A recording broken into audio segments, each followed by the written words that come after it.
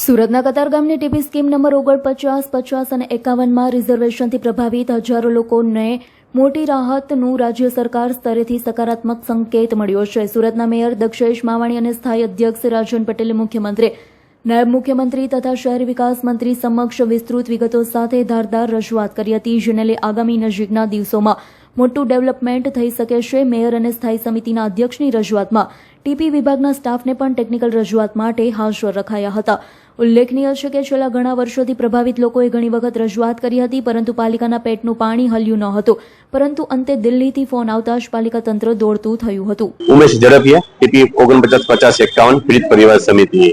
અમે ગત રોજ એટલે કે મંગળવારે કતારગામના 1 લાખ લોકોને અસર કરતો ટીપી 49, 50, 51 રિઝર્વેશનના પ્રશ્નને લઈને રિઝર્વેશન દૂર કરવા માટે અમે કતારગામથી રેલી સ્વરૂપે અમે મુગલીસરા સુરત મહાનગરપાલિકાની કચેરીએ સામૂહિક અમે આવેદનપત્ર આપ્યું હતું. તેમાં મેયર અને કમિશનરને આવેદનપત્ર આપીને અમે રજૂઆત કરી હતી કે 1 લાખ લોકોને અસર કરતો આ ગંભીર પ્રશ્ન હોય કે જે પ્રશ્ન કેવો તો કે ભાઈ 2004ના ડ્રાફ્ટ પ્લાનની અંદર સોસાયટીઓની વાડી, રહેણાંક મકાનો કે ખુલ્લા પ્લોટની અંદર રિઝર્વેશન હતા નહીં, જેના કારણે મિલકતોની અમે ખરીદી કરી. કતારગામ ઝોનમાં અમે એની સચોટપૂર્વક અમે તપાસ કરી.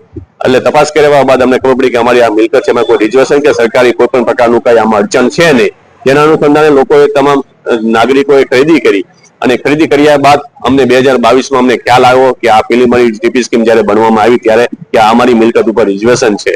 તો ત્યારે અમે રજૂઆત કરી હતી. એટલે કે છેલ્લા 3 વર્ષથી અમે આ બાબતે અલગ અલગ ધારાસભ્ય, કોર્પોરેટરો, સાંસદોને, મેયરોને, સ્ટેન્ડિંગના ચેરમેન, તમામ નેતાઓને, મુખ્યમંત્રીઓ સહિત અમે રજૂઆત કરી હતી. આ ઉપરાંત અમને ગત રોજ અમે થોડાક સમય પહેલા રાષ્ટ્રપતિ, વડાપ્રધાનને પણ અમે રજૂઆત લેખિતમાં કરી હતી. એટલે ઓછામાં ઓછી 500 થી વધારે વાર અમે લેખિત તેમજ મૌખિક રજૂઆત કરી છે.